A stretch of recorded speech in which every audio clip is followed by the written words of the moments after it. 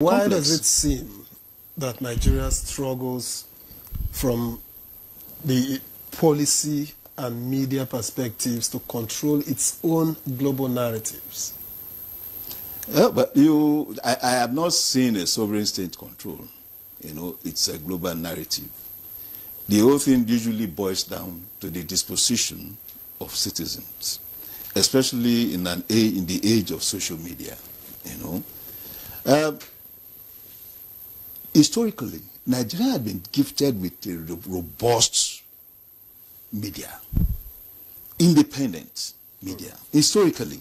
You know, at no point in time, even during the worst of our military regimes, the Nigerian media had always found a way of standing up, you know, to government or to institutions. And because of that, we have built a story around independence and substance in the media. But unfortunately, we now had this prevalence of social media that allows virtually everybody to come into space and throw all manners of things. And as noted by one of the earlier speakers, conflict entrepreneurs have become a major industry, you know, around the world. At the last count, it was being valued at about $800 billion.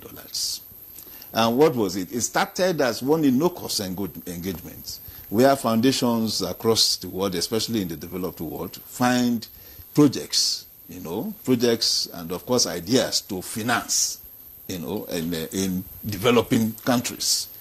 And from time to time, they get allocation of $10,000, $20,000, and I think now it's even up to $200,000, $400,000. And that is why you have military deployment in Borno. At the same time, you have a huge number of NGOs. Huge numbers. Huge numbers. Those are not self-funded NGOs. They are funded by what I call the metropolitan capitals of the world, you know.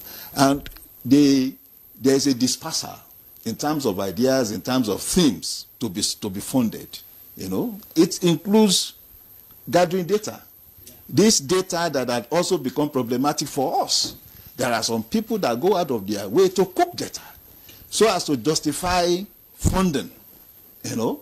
In 2022, there is this general belief that there was up to 5,000 killings in Nigeria specifically related to Muslims or Christians. And I did the background.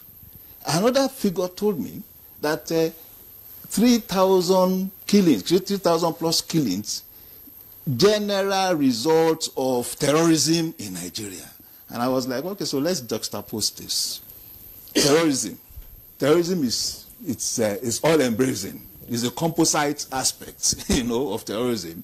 So you have religious, you have criminality, kidnapping, and all that.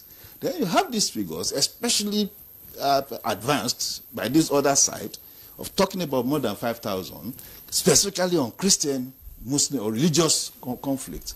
So the important thing, actually, is for us Nigerians, and as you noted, when it became a need for us to self-defend, when the U.S. President said he was going to withhold hate, and especially when he said he was going to come shooting, gun ablaze. And for me, I take personal exception to the fact that he described Nigeria as a disgrace. Disgrace, yes. I'm like, no. There's a need to start calling out this gentleman. Perhaps he has this general belief, you know.